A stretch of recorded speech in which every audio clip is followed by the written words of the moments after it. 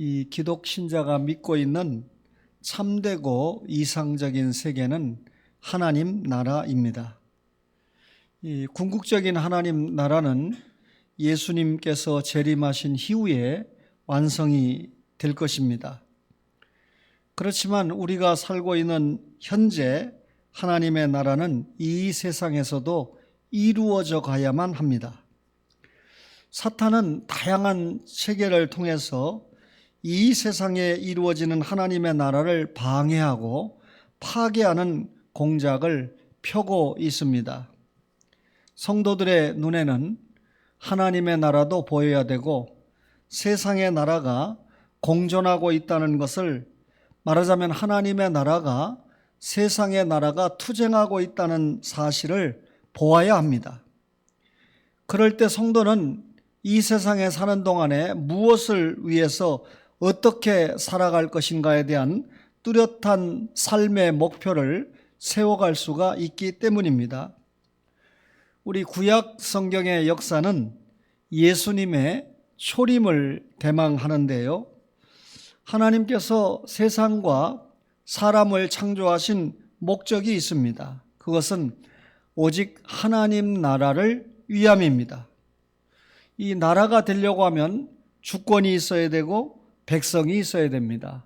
그리고 영토와 법이 있어야 되는데, 하나님께서 에덴이라고 하는 영토에 아담의 후손을 통해서, 아담을 통해서 백성이 이루어지도록 하셨습니다.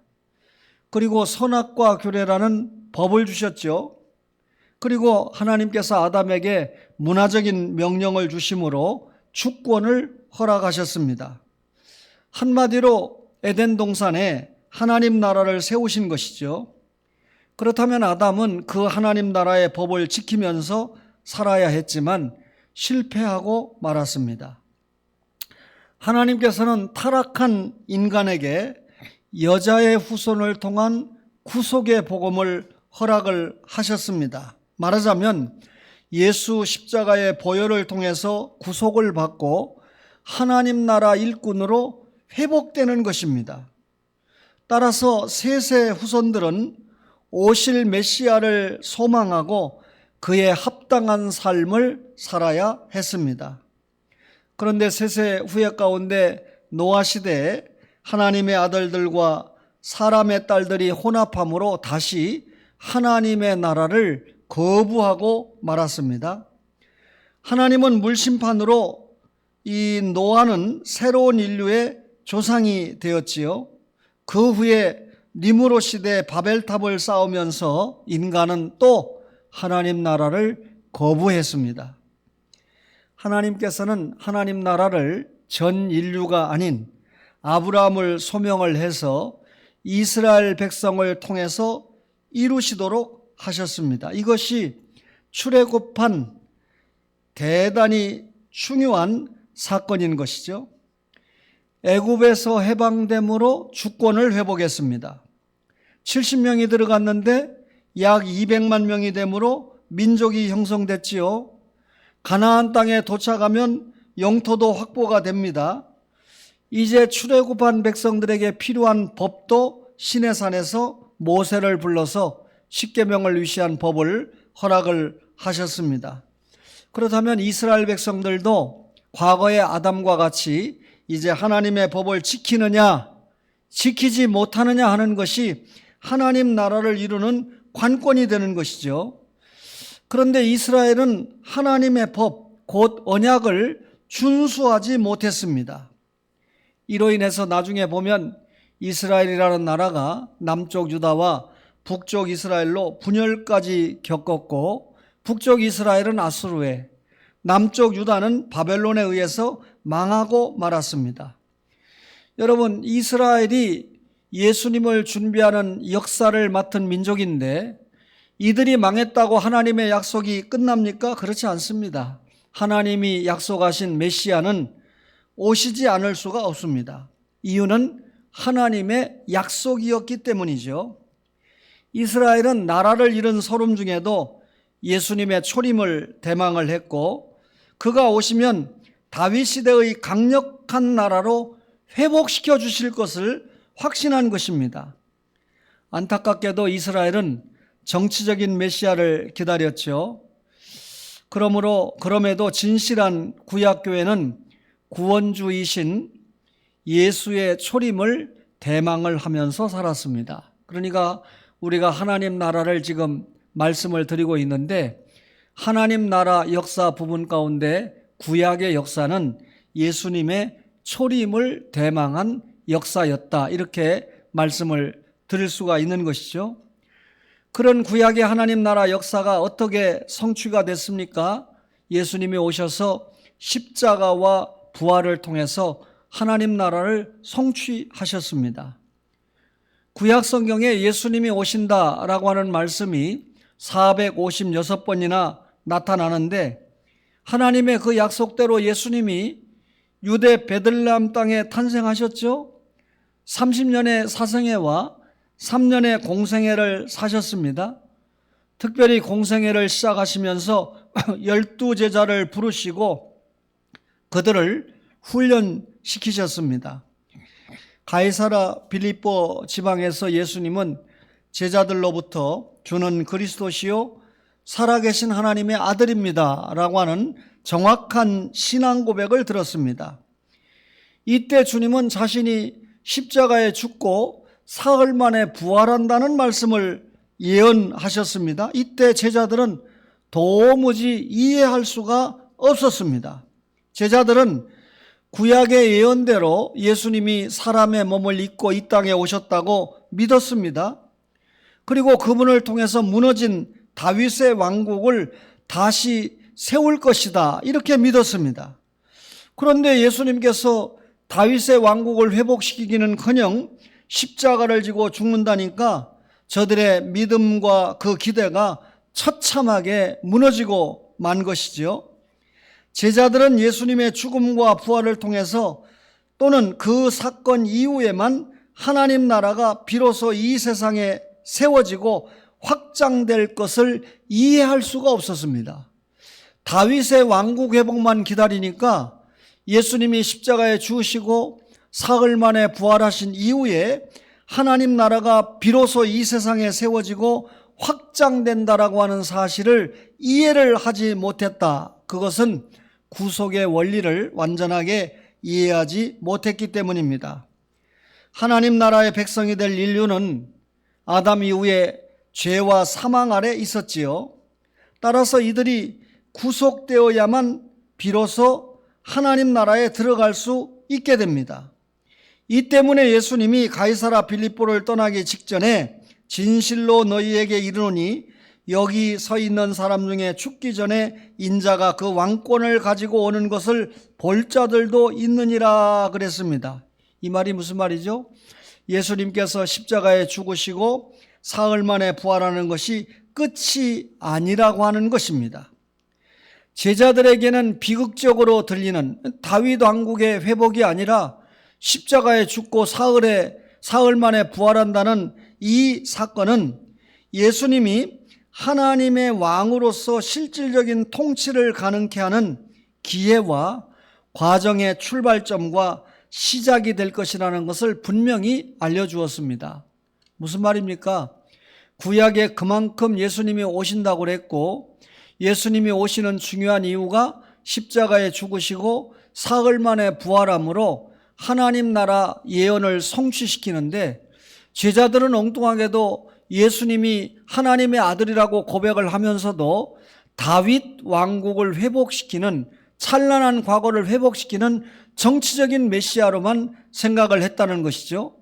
그러나 주님은 예수님이 십자가에 죽으시고 사흘 만에 부활하심으로 말미암아 하나님의 왕으로서 실질적인 주권을 하나님 앞에 받지 않습니까? 따라서 실질적인 통치를 하나님이 하시니까 제자들에게는 새로운 기회와 과정의 출발점이 된다는 사실을 분명히 알려주신 것이죠. 이를 위해서 예수님이 십자가에 죽으신 것이고, 이를 위해서 사흘 만에 부활하신 것입니다. 예수님께서 죽고 부활한 것은 하나님의 나라의 건설과 확장에 있다는 사실을 제자들에게 설명을 한 것이죠. 하나님 나라 구약에서 예언이 됐어요. 그게 뭡니까? 예수님의 초림을 대망하게 한 거죠. 예수님이 초림하셔서 십자가에 죽으시고 사흘 만에 부활하심으로 이 사실을 믿는 믿음 안에서 하나님 나라가 확장이 되는 것입니다.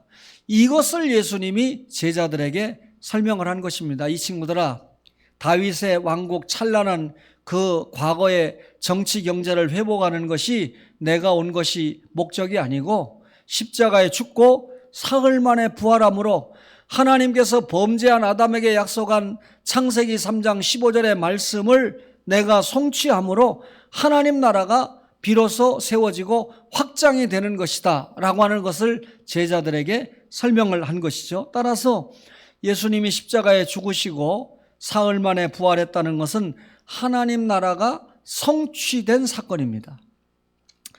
그러면 우리는 하나님 나라 일꾼이 되어야 되는 것이죠. 마태복음 16장 24절에 이에 예수께서 제자들에게 이르시되 누구든지 나를 따라오려거든 자기를 부인하고 자기 십자가를 치고 나를 따를 것이니라 그랬습니다. 예수님을 따른다, 예수님의 제자가 된다, 하나님 나라 일꾼이 된다, 그런 의미인데요. 세 가지를 예수님이 말씀하시네요. 자기 부인, 자기 십자가를 지는 거, 끝까지 예수님을 따라가는 거. 자기를 부인해야 하나님 나라 일꾼이 된다. 여러분, 자기를 부인한다라는 것은 예수님의 복음과 반대가 된다면 이를 기꺼이 부인하겠다는 뜻입니다. 자기 부인이 뭡니까? 자신의 생각이나 주장이나 소원과 의견을 어떤 경우든지 복음 앞에 내려놓는 것입니다. 이것은 자기 마음에서 이루어지는 정신적인 결단과 결심을 뜻하겠지요. 그러므로 예수님의 제자가 되기 위한 제1조건은 자기를 철저히 부인하겠다는 자세와 결단을 가지는 것입니다. 자꾸 주님의 일을 진행하는 데 있어서 내 생각, 내 주장을 앞세우면 자기를 부인하는, 다시 말하면 하나님 나라의 일꾼 자세가 확립되지 않은 것입니다. 두 번째는요, 하나님 나라 일꾼이 되려고 하면 자기 십자가를 짊어져야 되는데, 십자가를 짊어진다라고 하는 것은 말이 아닌 실천적인 행동을 뜻합니다. 여러분, 말이 중요한 게 아니고 행동이 중요하다, 그 말이죠.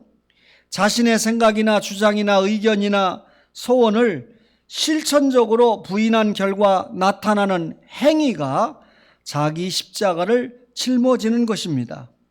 그리스도와 복음을 위해서 잘못된 자신을 부인한 결과 나타난 실천적인 구체적인 행위가 자기 십자가를 지는 것이죠. 여러분, 십자가를 짊어짐이 없이 성화가 불가능합니다. 십자가를 짊어짐이 없이 사명 감당이 불가능합니다. 옛사람을 벗어버리고 새 사람을 입으려면 반드시 필요한 것이 자기를 부인하고 자기 십자가를 짊어지는 것입니다. 그러면 자기를 부인하고 자기 십자가를 짊어졌으면 그 다음에 어떻게 해야 됩니까? 예수님을 따라가야 되겠죠. 신자들의 지상 목표는 예수님을 따라가는 것인데요. 예수님은 제자들이 닮아야 될 모본이면서도 동시에 끝까지 도달해야 될 목표가 예수님입니다. 결국 예수님을 놓친다면 그의 제자가 아닌 것이죠. 그러므로 예수님의 제자들은 항상 스승이신 예수님을 바라보며 따라가야 된다, 그 말이죠. 하나님 나라 일꾼은 십자가와 부활을 믿고 얻은 직분입니다. 예수님의 십자가와 부활을 믿지 않는 사람은 하나님 나라 일꾼이 될 수가 없는 것이죠. 이 믿음을 소유한 사람이 주님의 제자입니다. 십자가와 부활을 믿는 사람이 주님의 일꾼입니다.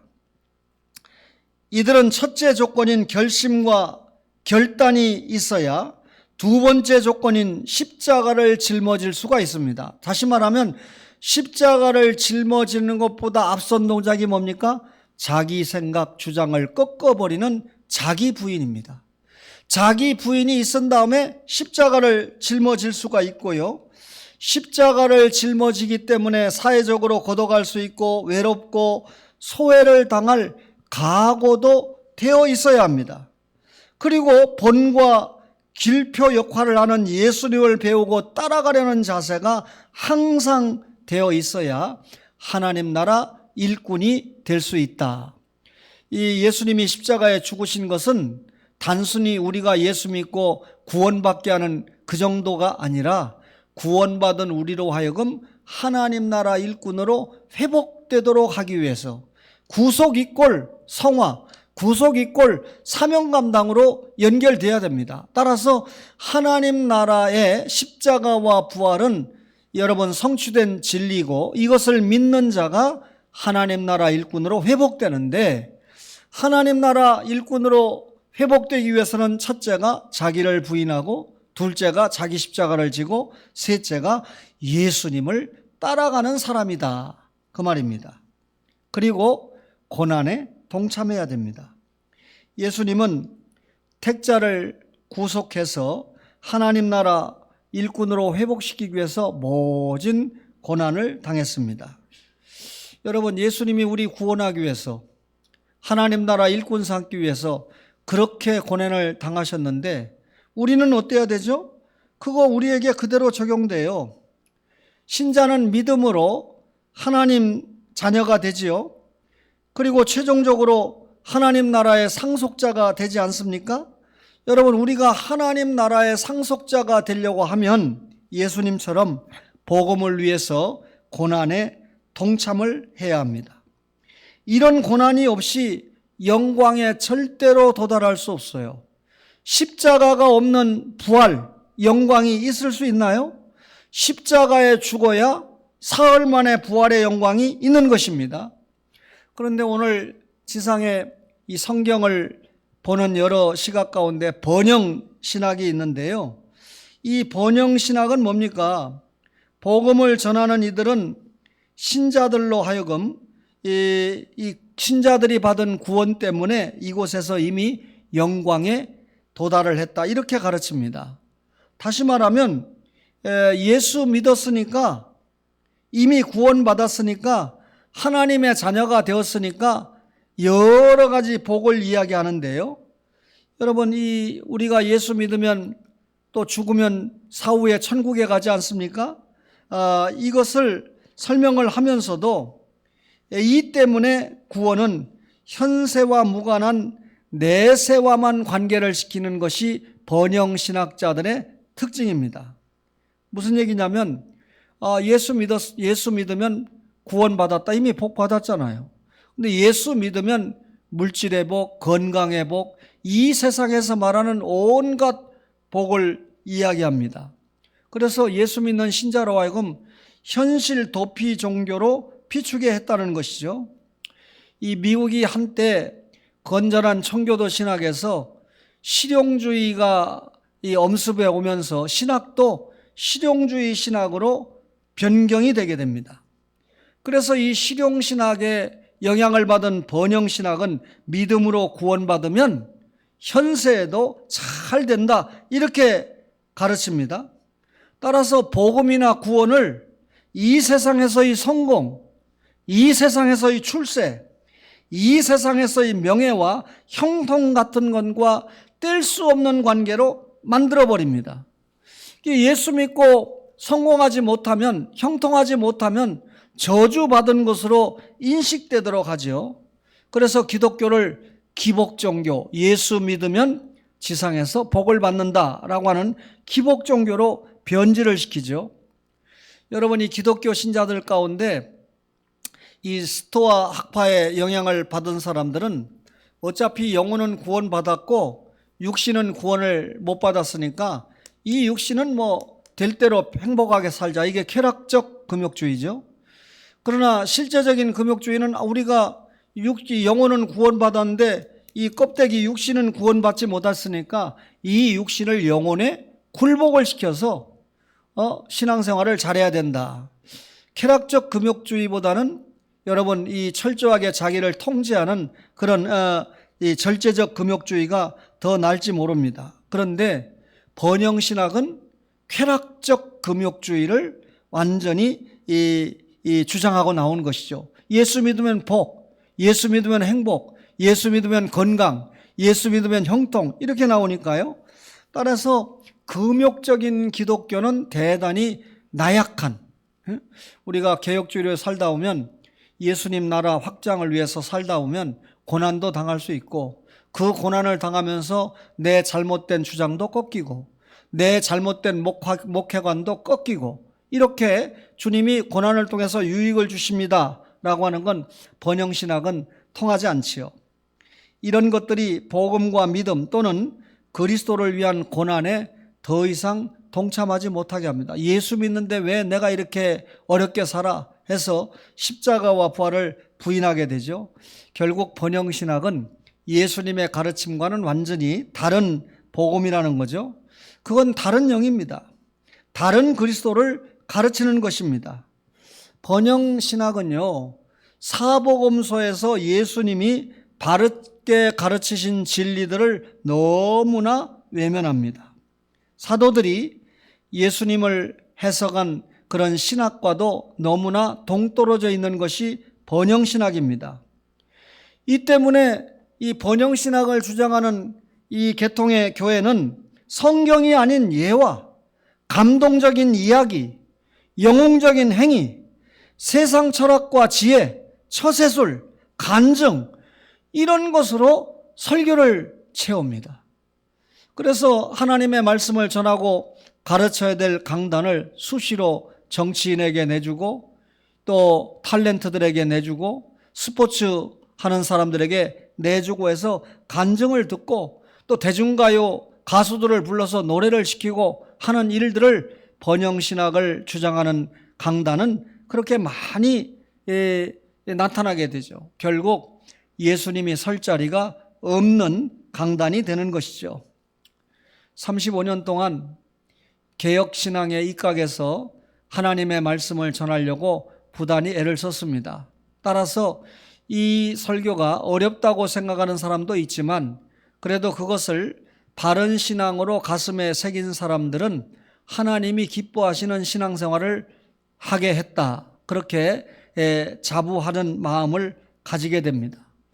그런 분들은 오늘 2부에 오시는 박병식 목사님의 설교가 가슴속에 진실하게 들리게 될 것입니다. 그러나 번영신학에 노출된 분들은 그런 설교는 너무나 재미없게 되죠. 복음적인 설교는 재미가 없고 비복음적인 설교가 너무나 재미있는 것이죠. 여러분, 언제나 부드러운 음식만 먹겠습니까? 죽만 먹고 살겠습니까? 어린 아기처럼 단단한 식물도 먹는 그런 신자로 바뀌어야 되죠. 단단한 식물은 씹을수록 단맛이 납니다. 성경 말씀을 깊이 묵상하는 습관을 길러야 된다, 그 말이죠. 그렇지 않으면 신자들의 귀가 가벼워서 사이비 이단에 빠지기 쉽다는 거죠. 여러분, 우리나라가 가치관이 무너진 지 오래됐지요. 여러분, 중이 자살을 했는데 확실하게 자살했잖아요. 그러면 불교계에서 국가나 그 종교를 위해서 많은 일을 했다고 그러면 나라가 훈장 주는 거 목사인 제가 막을 일이 하나도 없지요. 그런데 여러분, 자살한 사람에게 무슨 훈장입니까? 그러면 학생들에게, 청년들에게, 야, 우리가 자살해도 얼마든지 국가로부터 훈장 받을 수 있다, 역으로 말하면 자살을 조장하는 나라와 마찬가지입니다. 아무리 훈장감이 돼도 자살을 하면 걷어들여야 됩니다. 그렇지 않습니까? 그런데 대통령이 직접 조문을 가고 국가 무슨 훈장을 추수하고, 나라가 보통 제정신이 아닌 나라가 아닙니다. 여러분, 우리 기독교 강단도 제정신이 아닌 강단이 번영신학의 강단인데, 마지막 떠나면서 이 말씀을 소수의 여러분들에게 전달을 하는 겁니다. 번영신학에 젖으면 예수 헛믿는 겁니다. 지상에서 잘 믿고 잘 먹고 잘 살고 끝나자는 게 번영신학 아닙니까? 우리는 하나님 나라를 위해서 구약 성도들이 예수님의 초림을 대망한 것처럼, 그리고 예수님이 오셔서 십자가와 부활의 진리를 통해서 그 구약의 예언 진리를 성취하셨는데, 이 사실을 믿고 자기를 부인하고 또 자기 십자가를 지고 예수님을 따라가고, 그 과정에 예수님이 우리를 위해서 당한 엄청난 고난을 생각하면서 우리도 주님이 맡겨주신 사명을 감당할 때 고난을 각오하는 자세로 하나님 나라 일꾼으로 살아가야 돼요. 여러분, 주님의 일을 감당하면서 음악으로, 방송으로, 주방에서 여러 가지 경우에 봉사 충성할 수 있습니다. 때로 고난이 따라올 수 있습니다. 힘든 것이 따라올 수 있습니다.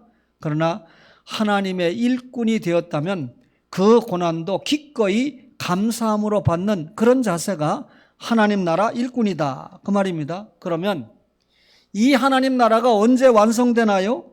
예수님의 재림을 통해서 완성이 되겠죠. 하나님의 나라가 언약을 통해서 이루어진다 그랬는데, 하나님은 불변하시는 성품을 가지고 계시니까 언약을 반드시 지킵니다. 누가 문제였죠? 아담이 문제였고, 여러분 바벨탑을 쌓은 그 시대의 사람들이 문제였고, 아브라함도 연약했고 모세도 연약했습니다. 이스라엘이 지키지 못했어요. 그게 구약 역사이지 않습니까? 하나님께서는 이 개인이나 이스라엘 백성이 언약을 파괴할 때마다 벌 주고 끝난 것이 아니라 그 언약을 갱신해 가시면서 자신의 나라를 이루어 가시지 않았습니까?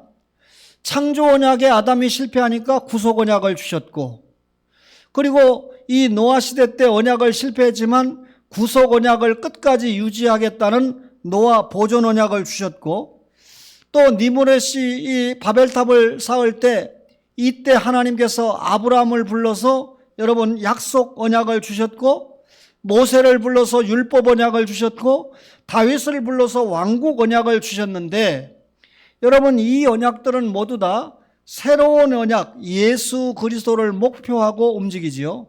이 언약의 최종 지점은 새 언약 예수입니다. 따라서 그 예수가 이 땅에 초림하심으로 그 예언이 성취가 되었습니다. 예수님의 초림은 예수님이 십자가를 지시고 부활하기 위한 첫걸음이었습니다. 그리고 예수님의 재림은 하나님 나라 완성을 위한 이 땅에서 마지막 걸음이 되는 것이죠. 그 예수님이 다시 오시면 그때는 죄가 없는 세상이니까, 천국이니까 슬픔도 질병도 고통도 사망도 없는 영생의 축복을 누리며 살게 됩니다. 우리가 주님을 왕으로 모시고 그분의 완벽한 통치를 받으면서 세세토록 왕노릇하며 산다, 그 말이죠. 이 모든 신자들의 소망입니다. 그러나 우리에게 미래적인 하나님의 나라, 천국, 여러분 우리가 대망하는 나라죠. 주님의 재림을 우리가 소망하는 이유가 거기에 있지 않습니까? 지금 우리는 이 땅에서 하나님 나라를 확장시켜 나가야 될 일꾼들입니다. 복음을 부지런히 전해서 왕이신 예수님의 통치를 받는 신자들을 만들어 가야 됩니다. 이 일을 위해서 우리가 성령 충만, 은사 활용, 기독교 윤리를 실천해서 빛과 소금의 생활로 하나님 나라 일꾼된 그런 생활을 해야 합니다. 여러분 종종 광고성 뉴스를 보면 저 아프리카의 아이들이 부모도 잃고 하루에 300원을 벌기 위해서 종일 고생하고 질병에 노출되어 있고 하루 3끼 중에 한 끼도 제대로 못 먹어서 고생하는 장면들을 보죠. 사실은 그런 일들이 비일비재합니다. 지금도 하루에 1,800명 정도가 굶어서 먹지 못해서 죽고, 또 전쟁을 통해서 죽는 숫자도 상당수에 이르고 있습니다. 이런 일을 생각하면 우리 대한민국의 이 자녀들은 정말 행복한 가운데 살고 있다고 느껴지죠. 전쟁을 통해서 고통받는 사람들을 생각하면서, 제가 목사이기 때문이 아니라 또 기근에 노출되어서 고생하고 있는 이런 사람들을 생각하면서 이게 어떻게 언제 해결되겠느냐? 예수님이 재림하셔야 해결됩니다. 수일 전에 키신저 미국의 국무장관이 하나님의 부름을 받았는데 그 믿음이 참 좋은 외무부 장관이었습니다. 그가 가는 곳마다 국제 평화를 이루가기 위해서 굉장히 애를 썼던 그런 명 외교관인데 그의 죽음을 보면서 이제 카터 대통령도 얼마 안 남았죠. 이런 이 인권을 위해서 수고했던 이런 분들을 보면서 그 이면에 이들이 믿음이 있었기 때문에 이런 활동이 가능했습니다. 여러분, 믿음은 이렇게 사회를 변화시키고 사회를 선도하는 이 교회의 일을 보여주게 됩니다. 오늘 저의 마지막 설교를 듣는 여러분, 하나님 나라의 성취와 완성, 구약은 하나님 나라 대망으로 예수님 초림을 소개했고 시작은 예수님이 이 땅에 오셔서 십자가와 부활의 진리를 통해서 하나님 나라를 성취했다는 것을 말씀을 드렸고 그리고 예수님이 재림하시면 하나님 나라가 완성된다라고 하는 것을 말씀을 드렸습니다. 그러면 여러분과 저는 초림과 재림 사이에서 이미와 아직의 긴장관계 속에서 먹는 문제와 보는 문제와 욕심의 문제를 극복하고 우리가 성령 충만해서 그리고 은사를 활용을 해서 기독교 윤리를 실천하면서 하나님 나라를 확장시켜 가야 된다 하는 것이 여러분과 저에게 받은 고귀한 사명입니다. 우리 앞자리에 앉아있는 우리 모형문 장로님과 뒷자리에 앉아있는 유교왕 장로님을 위시한 모든 가족들이 이 말씀을 잘 명심하셔서 여러분들이 잘 정하신 후임 목사님과 함께 진정한 하나님 나라 완성을 위해서 주의 복음을 확장시켜 나가는 교회 운동을 힘있게 전개하시기를 주님의 이름으로 간절히 청합니다.